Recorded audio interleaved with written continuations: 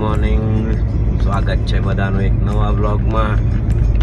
સવારે ઉઠીને તૈયાર થઈને આપણે આ નવસારી જવા માટે નીકળ્યા છે. નવસારી આપણે 2 કલાકની એક નાની ટ્રેનિંગ જેવું છે એક એપની, તેના માટે જતા છે.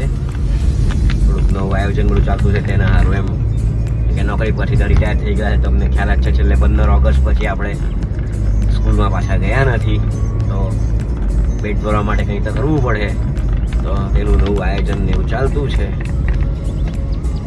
અપડેટ તમને બ્લોગમાં મળતી રહેશે.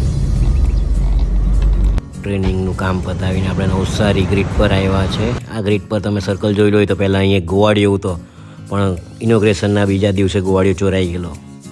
આપણા એક સગા કેજર હોસ્પિટલમાં એડમિટ છે, એની ખબર લેવા માટે કેજર હોસ્પિટલ પહોંચ્યા છે. અને ત્યાંથી આપણે ગણેશવડ સિસોદરા ગણપતિ બાપાનું મંદિરે દર્શન કરવા માટે પહોંચ્યા છે. એનો એક ફૂલ વિડીયો સેપરેટ અલગથી તમને આપણી ચેનલ પર જ જોવા મળશે.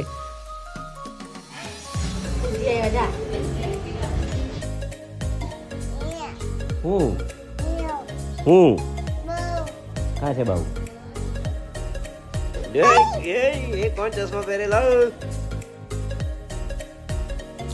સિસોદરાથી રિટર્નમાં આપણે નેર પર વિડીયો બનાવવા માટે ઉભા રહ્યા હતા અને લાલુ મિત્ર અચાનક પ્રગટ થઈ ગયો.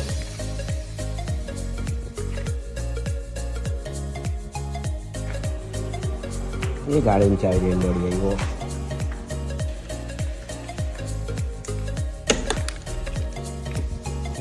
ઘરે આવ્યા એટલે પપ્પા વાડીએ જવાની તૈયારી કરતા હતા. મેં કીધું ચાલો મેં મૂક્યો, ઘણા દિવસે ગયેલા જ નથી એટલે ફરી આવો એમ. વાડીએથી આવી ચા નાસ્તો કરી અને આપણે આ બીગરી જવા માટે નીકળ્યા છે. સનસેટનો નજારો તમે જોઈ શકો છો ગોંયડીના પુલ પરથી.